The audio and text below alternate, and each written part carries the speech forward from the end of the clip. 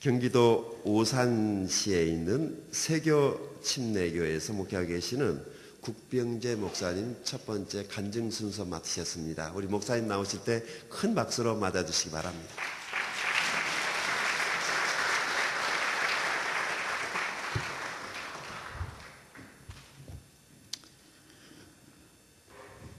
시간 맞추느라고 아주 고생했습니다. 간증을 할 입장이 아니라 근신을 해야 될 사람인 것 같은데 목사님들께서 뭘 보고 저보고 간증하라고 했는지 감이 안 잡혀서 고생을 많이 했습니다.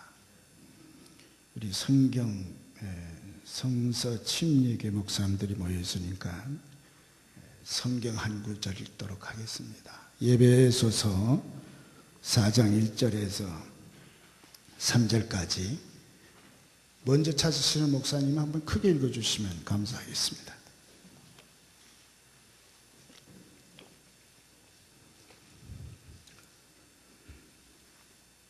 그러므로 주 안에서 갇힌 내가 너희를 권하노니 너희가 부르심을 받은 일에 합당하게 행하여 모든 겸손과 온유로 하고 오래 참음으로 사람 가운데서 서로 용납하고 평안의 맹줄로 성령이 하나 되게 하시면서 질서 지키라. 아멘. 아멘. 아멘. 간증은 하나님 영광을 나타내는 건데 자신을 사람 앞에 세우는 것이 아니고 주님 안에 세우는 것이 간증이라고 저는 생각을 해서 저희 교회에서는 성도들이 간증한다고 하면 제가 별로 마땅하게 생각하지 않습니다. 왜냐하면 자기 얘기하다 보면은 부풀리게 되고 또 과장하게 돼서 제가 별로 좋아하지 않아요.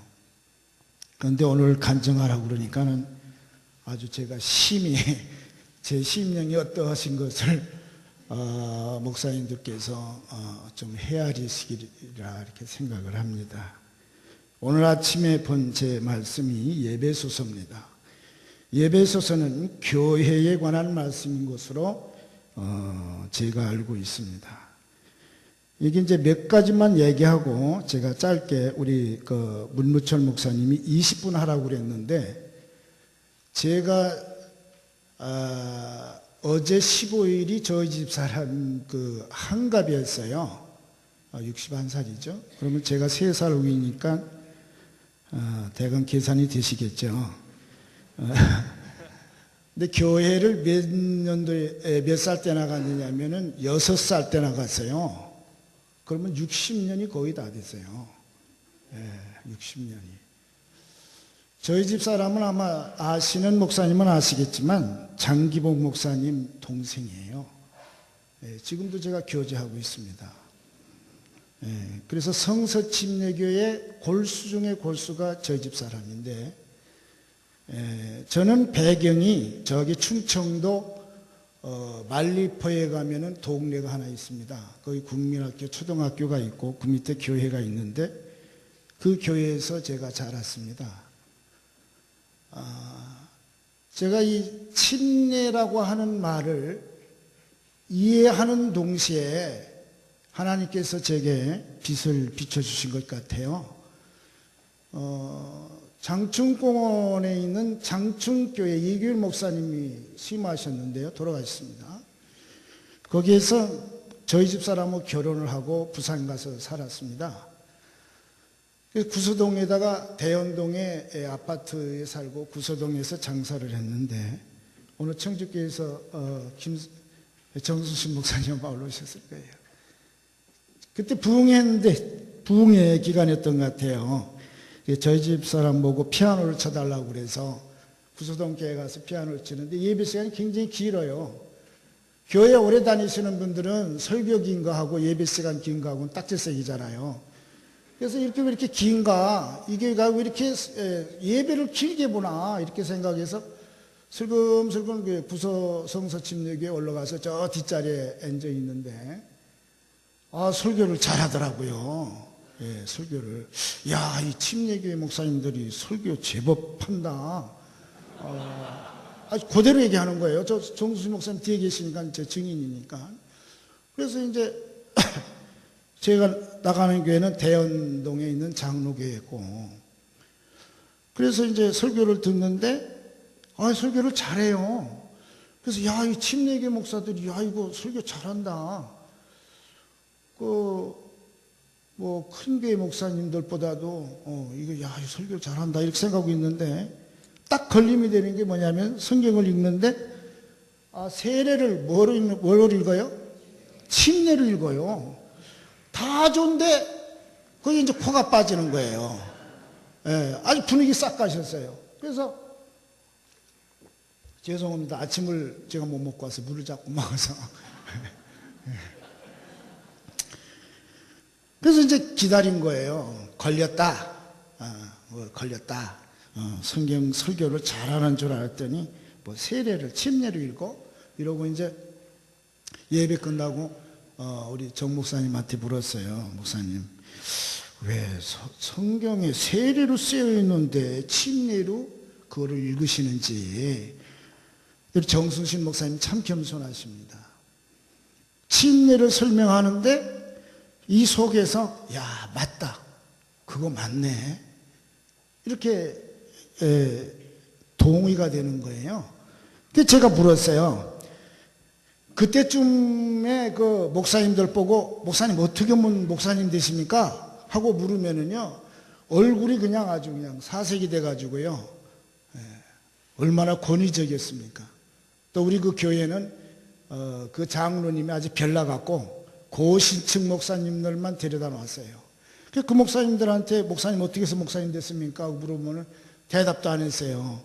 그 정수신 목사님에게 죄송합니다, 정 목사님, 한 그대로 얘기하는 거니까요. 물었어요. 어떻게 해서 목사님 되셨냐고.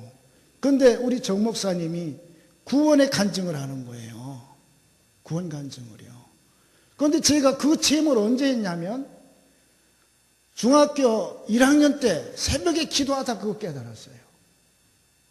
우리 집은 3대가 예수님 교회 신앙생활 했는데요, 어머니가 헌금하라고 2원 주면 2원 아깝잖아요.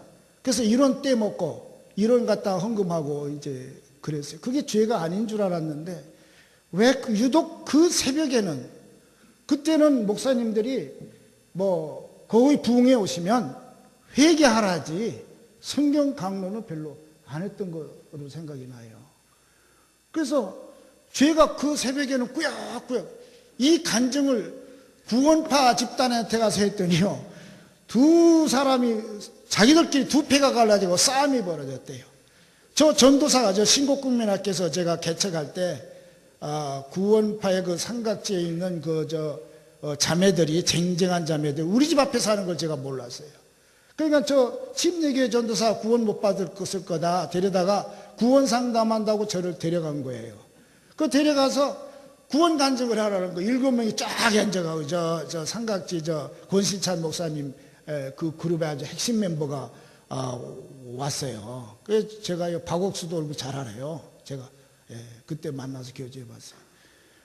이 간증을 했더니 자기들끼리 두 패로 넣어서 싸움이 벌어졌는데 어떻게 하면 저 간증이 맞다, 또 이쪽에선 틀렸다 이래가지고 자기들끼리 이렇게 싸움이 벌어져. 그러면 이게 말이 조금 엇나가는 것 같은데, 그러면 저 전도사를 데려다가 우리가 권신찬 목사님, 박옥수 두고 다 데려다가 구원 상담도 안 되는 자매를 한번 붙여보자. 그래가지고 제가 또 불려갔어요. 그래서 또 불려갔는데 어떤 자매를 구원 상담을 해가지고 하라고 그러는데, 제가 그 자매한테 그 사람들은 딱 방에다가 이렇게 식탁 갖다 놓고 성경 찬송 성경책 준비해주고 자기들은 딱 나가요. 둘이 하라는 거, 효부 보라는 거예요. 그래서 거기서 그 자매에게 설명을 할 때 어떻게 하겠어요? 죄에 대해서 설명하잖아요. 죄에 대해서. 부산신학교에서 우리가 배운 게 그거니까. 그래서 죄에 대해서 설명하는데, 내 안에 거하는 죄에 대해서 내가 설명을 하겠다. 이게 포인트예요. 아마 당신이 죄인입니다 이랬으면 그 자매는 아주 마음으로 꽉 닫았을 거예요. 그런데 내 안에 거하는 죄에 대해서 설명하다. 어라? 이 사람은 다르네? 다른 사람들을 오면 너 죄인이지 그러는데 이 사람은 자기가 죄인이라고 그러네? 그게 마음의 문을 열은 거예요. 그래서 거기서 설명을 해나가는데 주님 십자가 설명하는데 뭐라고 하느냐면 그만하라는 거예요. 눈물이 그성그성 하면서 그만하는 안 되는 거예요. 그러면 영접기도 하자. 그래서 이제 왔어요. 왔는데 자기들끼리 또 싸웠어요. 어쩌다가 이게 된 거다. 지금 저 삼각지 구원파 얘기하는 거예요. 우리 저 신곡교회 그 앞에 그 누구 엄마라고 그러나 천안의 그 무슨 사료회장의 여동생인데 아주 그 세류동에선 돈이 빵빵한 자매인데 삼각지에서 아마 물증으로서 했나 봐요. 그래서 저 어떻게 하다가 우연에 뒷발로 하나 잡았다. 바로 뒤에 그 저 수원의 제일감리교회 그 원로 목사님 되는 따님이 그때 50세였었는데 이분을 한 번 더 붙여보자. 그래가지고 또 불렀어요. 또 불러서 제가 가서 뭐 보니까는 목사님 따님이라고 그러고 믿는 가정인데 이분이 성경 뭐 모르는 게 뭐가 있겠어요. 그래서 제가 물었어요.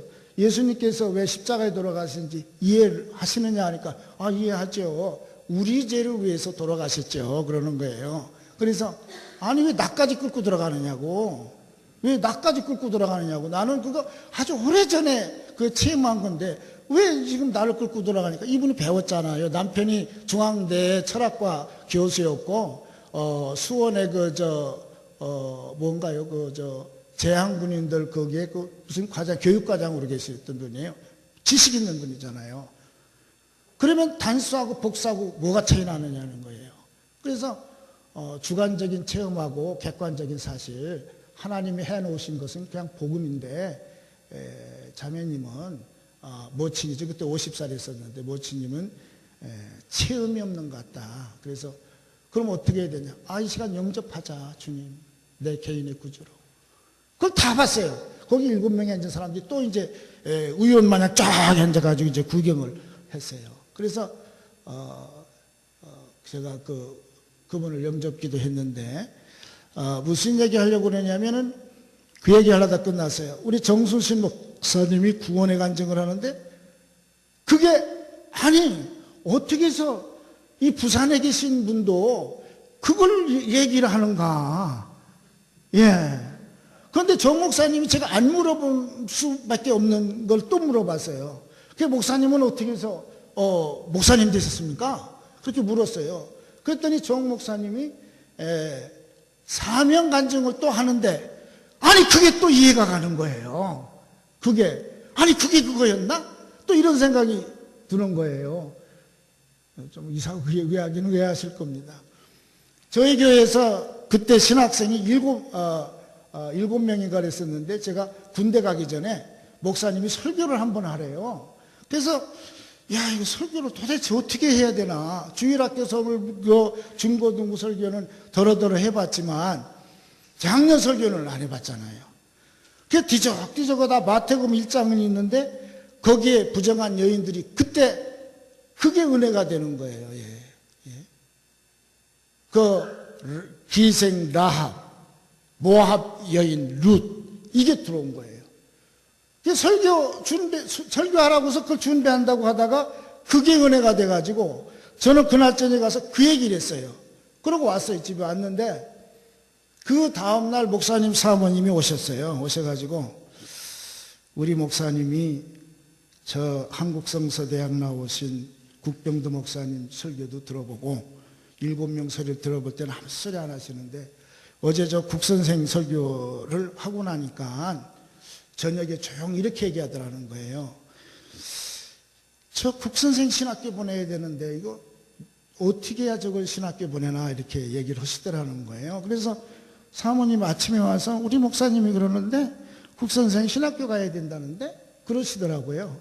그래서 정수신 목사님도 그때 말씀하시기를 별과 별의 영광이 다 다른데 그걸 이상하게 말씀을 전해서 그 속에서 사명감을 얻었다 이러는데 이게 뉘앙스가 맞아 떨어지는 거잖아요. 아멘. 아멘 안 되는가 보죠. 아멘. 뉘앙스 이게 떨어지는 거예요. 다 해결됐어요. 다 해결됐어요. 근데 우리 집사람 보고 신학교를 가보고 싶은데 간단 말이 안 나와요. 형편을 보고 못 나가잖아요. 전전긍긍하다가 어느 날 얘기를 했습니다. 여보, 내가 침례교회 와서 너무너무 좋은 거 많이 배웠는데 신학교 한번 가면 안 되겠냐? 그러니까 얻는 가래요. 그래서 왜 그러냐 물어봤더니 내가 결혼하기 전에는 당신이 너무 멋있게 생겨서 결혼을 했는데 같이 살고 보니까 엉터리다. 엉터리. 그래서 지금도 요즘 그 얘기 안 하는데 우리 집에는 저희는 머슴애만 둘입니다, 애들이. 그래서 머슴애 3명이 우리 집에 있다 하는 말이 저희 집 사람이 가끔 하던 얘기인데요. 그래서 제가 그 웬일이냐 그러니까 결혼 와서 같이 살아보니까 엉망이라는 거예요. 토요일 날 직장에서 맥주하고 술 먹고 그 다음날 주일 아침에는 멀쩡하게 나가서 중고등부 설교하고 부장이라 합시고 집사라 합시고 3년 동안 저희 집사람이 돌아 누워서 하나님께 기도를 했는데 하나님, 나는 다른 거 다 바라지 않고 내 남편이 영적으로 리더자가 되게 해주세요. 그렇게 기도를 했대요. 그래서 그때 이제 그 보따리 싸가지고 부산신학교 갔는데 신학교가 얼마나 큰지 그때 부른 신학생이 한현성 목사, 송경희 자매, 이 국병제 집사, 구서병교회 3명이 오고 2학기 때 여몽성 목사님이 들어오셨어요. 이제 이해가 갑니까? 이해가 갑니까? 그래서 신학교가 부산신학교하고 서울신학교 합쳤는데 야, 나는 못 올라가잖아요. 식구가 딸려가지고요.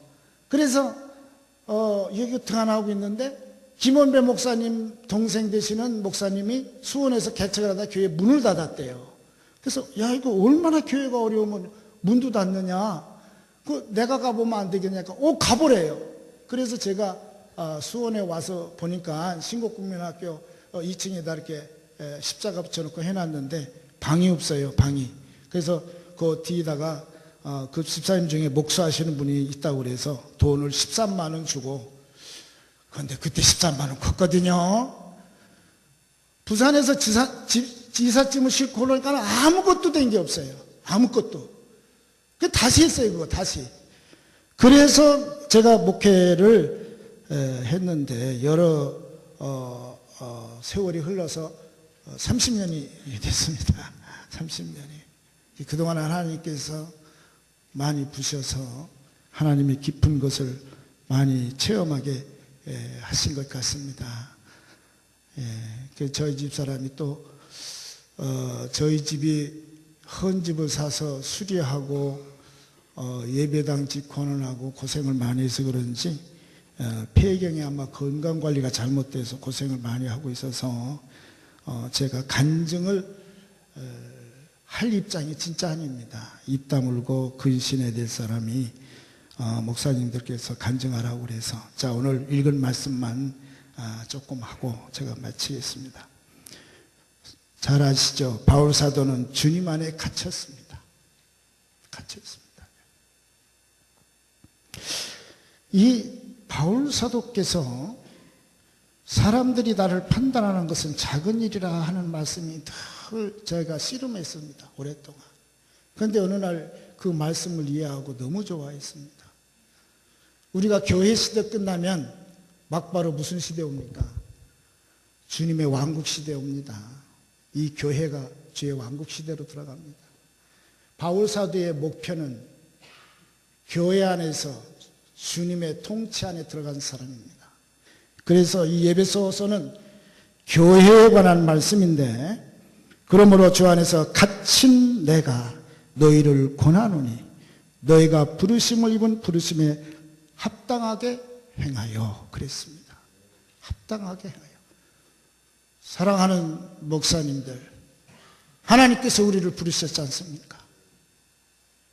그 방법과 여러 가지 모양과 부분은 다른다 할지라도 주께서 우리를 부르신 것은 확실하지 않습니까? 그러므로 바울 사도는 합당하게 행하여 했습니다. 2절에 보면 모든 겸손과 그랬습니다. 겸손. 여기서 겸손이라는 말은 자신을 낮은 자리에 두는 겁니다. 높은 자리에 두는 게 아닙니다. 자신을 늘 낮은 자리에 둬야 됩니다. 겸손이라는 말을 참 이해하기가 쉽습니다. 온유하고 그랬습니다. 온유하고. 자신을 사람들 앞에 세우지 않는 사람이 온유한 사람입니다. 사람 앞에 세우면 안 됩니다. 저는 설교하는 게 아닙니다. 내 모습, 내 모양이 어떻게 되든 간에 나는 온유할 수밖에 없습니다. 주께서 얼마나 아프십니까? 환경을 통해 가지고요. 오래 참음과 사랑 가운데서 서로 용납하고 그랬습니다. 용납하고. 서로 용납할 줄 알아야 됩니다. 내가 가진 믿음의 분량과 저 사람의 믿음의 분량도 틀리거니와 내 환경도 다르고 저 사람의 환경도 다릅니다. 방법은 뭡니까? 그리스도 안에서 서로 피차 용납해야 됩니다. 그분을 용납해 줘야 됩니다. 성도들을 용납 못하는 목회자가 어떻게 목회할 수 있겠어요? 원리로 따지면요. 어떤 교훈하는 게 아니라요. 그래서 바울 사도는 주님 안에 사로잡힌 사람입니다. 이 말은 제가 보니까 뭐라고 어떤 형제가 해놨느냐 하면은 로마 군대가 나가서 정복을 해가지고 포로들을 끌고 개선을 합니다. 바울 사도는 그리스도에게 잡힌 포로였다는 겁니다. 포로. 나는 그리스도에게 사로잡힌 포로라는 겁니다. 그리스도의 종이라는 말을 어떤 형제가 그렇게 얘기해놨는데, 야, 그 말 맞다. 그 말 맞다. 그래서 사랑 가운데 서로 용납하고 평안에 매는 줄로, 이 평안을 화평으로도 해석할 수 있습니다.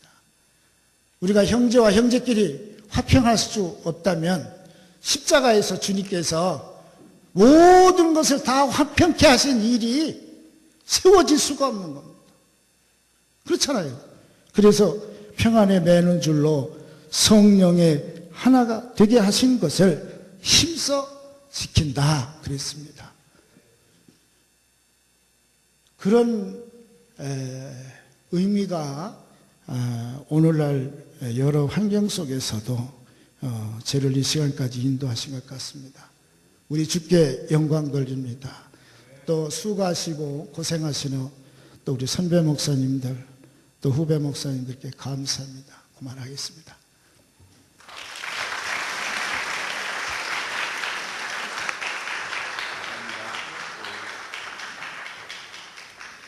복스러운 간증 감사합니다. 우리 계속해서 능곡 침례교회 우리 이정삼 목사님 나오셔서 계속 간증해 주시겠습니다.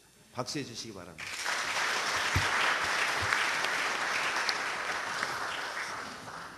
감사합니다. 모세가 하나님께서 부르실 때에 너는 예굽에 바로에게 가라 했을 때에 그 마음이 두렵고 떨려서 나는 말도 할 줄 모르고 좀 이렇게 쓸만한 사람 좀 보내달라고 했을 때 그 심정이 지금 제 심정 같습니다. 제가 문무철 목사님 연락을 받고 아니 사역도 잘하고 크게 하시고 또 좋은 간증 있는 분들이 했으면 좋지 않겠습니까 했는데 또 목사님이 오시라고 그래가지고 순종하는 마음으로 왔습니다. 사람들이 특별히 이렇게 모여 있는데 사람들 앞에서 말하기가 가장 힘든 대상이 세 부류의 사람들이 있다고 그러더라고요. 그 한 부류가 바로 목사님들, 신학생들 앞에서 설교할 때 왜? 이처럼 반응이 없거든요. 반응이 없다라는 거예요. 두 번째 부류는 군대에서 설교할 때라고 그럽니다. 군대에서 설교를 하는데 사람들이 왜 반응이 없느냐? 군인들이 와서 앉아있는 이유는 오늘 초코파이를 줄는지 빵을 줄는지 거기에만 관심이 있으니까 지금 설교에 대한 예배에 대한 관심이 없다는 거예요. 그래서 오늘날 기독교인들이 가서 목사님들이 설교하면은 초코파이 오고 요구르트를 준다고 그래요. 캐톨릭에서 가면은 좀 더 낫게 줍니다. 초코파이 2개를 줍니다. 음료수 오고 그런데 절에서는 떡을 줍니다. 누가 어디로 많이 가겠습니까? 대부분 그 소식을 듣고 군인들이 절에 많이 갑니다. 떡 먹으러 가려고. 그래서 제가 그래요. 우리 앞으로 우리 목사님들이 군대에 설교하러 가시면 좋은 걸 가져가면 군인들이 많이 옵니다. 많이 와요. 저는 우리나라에서 가장 살기 좋은 도시에 살고 있습니다. 우리나라에서 가장 좋은 도시는 어디라고 여러분 생각하십니까? 원주, 부산, 좋지요, 다. 저는 고양시에서 사는데, 고양시가 왜 가장 좋은 도시냐? 고양시 앞에는 이런 단어가 있습니다. 꽃보다 아름다운 사람들의 도시. 꽃보다도 아름다운 곳이 어디 있습니까? 꽃보다 아름다운 사람들이 사는 도시가 바로 고양시입니다. 고양시. 그래서 고양시에서 제가 사역을 하고 있고, 또 우리 몇 분 우리 또 고양시에서 함께 목사님들이 사역을 하고 있는데, 고양시가 왜 좋느냐? 사람들이 좋고, 또 그곳에 오면은 아름다운 문화를 많이 누릴 수 있습니다. 또 그곳에 가면은 꽃도 세계 꽃박람회도 있고, 또 스포츠도 아주 잘합니다. 다양하게 문화를 누릴 수 있기 때문에 고양시가 참 살기 좋은 도시가 아닌가. 여러분이 우리 고양시에 좀 많이 오세요. 그리고 고양시에다 좀 개척을 많이 했으면 좋겠습니다. 같이 교제하게요. 저는 군산교회에서 우리 김한수 목사님 사역 속에서 이렇게 구원받고, 그 사역 속에서 또 소명도 받고, 또 서울 신광교회에서 한 10여 년 이렇게 신학도 하면서 졸업을 했고, 그러다가 지금 이제 섬기는 등곡 침례교회에서 사역을 하고 있습니다. 제가 간증을 하기 위해서는 여러 가지를 생각해 봤는데, 간증할 것은 내가 자랑할 것이 있나 생각을 해봤거든요. 자랑할 것이 아무것도 없더라고요. 내가 할 수 있는 자랑. 그러면 주님만 자랑하면 되겠다. 할렐루야. 아멘 좀 해주세요. 주님만 자랑하면 되겠다. 구약의 성경에 보니까 모세도 그 이스라엘 백성들에게 항상 그런 말을 하더라. 너는 예굽의 종되었던가 하나님께서 너희들을 구속한 것을 기억하라. 기억하라는 말이 많이 있더라고요. 내 사역 속에서 하나님께서 내가 정말 기억할 것, 나를 구원해 주시고 또 소명을 갖게 해 주시고 오늘까지 사역을 할 수 있도록 이렇게 되돌아보니까 기억하고 있는 것들, 하나님이 부족한 저를 통해서 하신 것들이 무엇인가 이렇게 해보니까 참 많이 있는 걸 발견했습니다. 드러난 건 없는데 많이 하셨구나, 하나님께서. 나 같은 것을 참 하나님이 부르시고 구원해 주시고 하나님 써주신 것 감사하다. 그래서 사역 가운데서 지금까지 행복하게 할 수 있는 것, 정말 즐겁게 할 수 있었던 것은 하나님의 은혜였고, 두 번째로는 제 아내의 내조가 아닌가 그렇게 생각해 봅니다. 하나님의 은혜요, 내조. 그래서 오늘 또 오면서 고민을 많이 했거든요. 종종 제가 사역을 하면서 느낀 것이, 과연 주님의 음성에 귀를 기울이고 말씀대로 순종을 해야 되는데, 종종 주님의 음성보다는 아내의 음성이 더 빨리 가까이 느껴질 때가 있더라고요. 그래서 왜 가서 할 이야기도 없는데 무슨 가서 간증할 것이냐고 몇 번을 전화를 해가지고 좀 사양을 해라고, 그러는 때도 그냥 순종하는 마음으로 이렇게 왔습니다. 제가 시간은 정확하게 하다가도 멈출 테니까 여러분 긴장하지 마시고, 제가 지금까지 하고 있는 사역, 여러 가지 사역이 있지만은 그 중에 한 가지만 이렇게 함께 제 사역을 하고 있는 것을 이야기만 좀 하고 나누고자 합니다. 제가 지역에 고양시에 간 지가 한 15년 됐거든요. 15년 동안 사역을 하다가 여러 가지 어려운 위기도 또 어려움도 많이 있었거든요. 가장 어려울 때에 가장 남아줄 수 있는 사람이 아내밖에 없다는 거예요. 아내밖에. 교인들은 떠나더라도 아내밖에. 그래서 그래, 내가 아내만 있어도 내가 사역을 할 수 있다. 이게 행복하더라는 거예요. 이게. 아내까지 떠나버리면 얼마나 이게 큰 아픔. 그러면서 기도하기를, 내가 좀 아이들을 좀 더 낳았으면 좀 아이들까지라도 좀 있었으면 더 좋았을 뻔했다. 그래서 이제 아이들은 셋입니다. 셋. 늦게 하나 또 나가지고 지금 초등학교 6학년짜리 하나 또 막내 있는데 야, 아이들이라도 많이 있었으면 참 좋았겠다. 그러다가 이제 사역을 하다가 좀 어려움이 오다가 2005년도부터 사역을 새롭게 시작했는데 전도하다 보니까 가장 힘든 것이 작은 교회는 진짜 일꾼이 없다는 거거든요. 일꾼이. 뭘 좀 하려고 해도 일꾼이 없다는 거예요. 또 한 가지는 돈이 없다는 거예요. 돈. 뭐 좀 하려고 하니까 돈이 없어요. 그래서 우리가 지역에 전도를 하다 보니까 우리 지역에 있는 데가 좀 약간 서민도 아주 서민들이 삽니다. 또 고집들이 많아요. 가진 것도 아는 것도 없는데 똥고집들만 많이 있어요. 그래서 전하다 보고 전도하다 보니까 사람들이 야, 그 동네에서 저 교회는 개척교회니까 다니더라도 큰 교회를 다녀야지 왜 작은 교회를 다니냐. 그 소리 들을 때마다 제가 참 부담이 되고 좀 마음이 막 좀 이게 자꾸 올라오더라고요. 그래서 하나님 앞에 기도하면서 이놈의 동네 내가 먹이 살려버려야지. 그런 마음이 생기더래요. 이놈의 동네 내가 먹이 살려버려야겠다. 그래가지고 그때부터 저희가 전도를 하기 시작했습니다. 집사람하고 둘이. 그래 우리가 가진 것 없으니까 있는 걸로 돈 안 들고 하는 걸로 하자 그래가지고 매주 금요일 날 우리가 호박죽을 썼습니다. 호박죽을 해서 이렇게 통에다 100통씩 담아가지고 만나는 사람마다 집집마다 해가지고 그 지역을 계속 돌리는 거예요. 한 2년, 3년 해가지고 그 계속 하다 보니까 이제 호박죽 먹고 은혜를 받아가지고 교회에 오신 분도 있습니다. 그래서 그러다가 호박죽을 주다가 그 다음에 또 돈 안 들어간 게 또 뭐가 있을까 주기 시작하다 보니까 줄 것이 참 많더라고요. 그래서 공장에 뻥튀기, 여러분 강냉이지요, 강냉이. 그 뻥튀기를 자루치 사다 가지고 봉지를 이만큼 만들었습니다. 그래서 몇십 봉지를 가지고 금요일 날은 호박죽을 이렇게 돌리고 그러다가 이제 그 뻥튀기를 봉지 담아가지고 또 가게집마다 또 주는 거예요. 주기 시작에 이렇게 그러다가 또 뭘 줄 수 있을까? 마카로니. 그래서 마카로니도 봉지에 담아가지고 계속 주는 거예요. 그러다 보니까 점점 그 지역에서 주는 교회가 돼갑니다. 그래서 주면서 왜 돈은 그렇게 많이 안 들어가더라고요.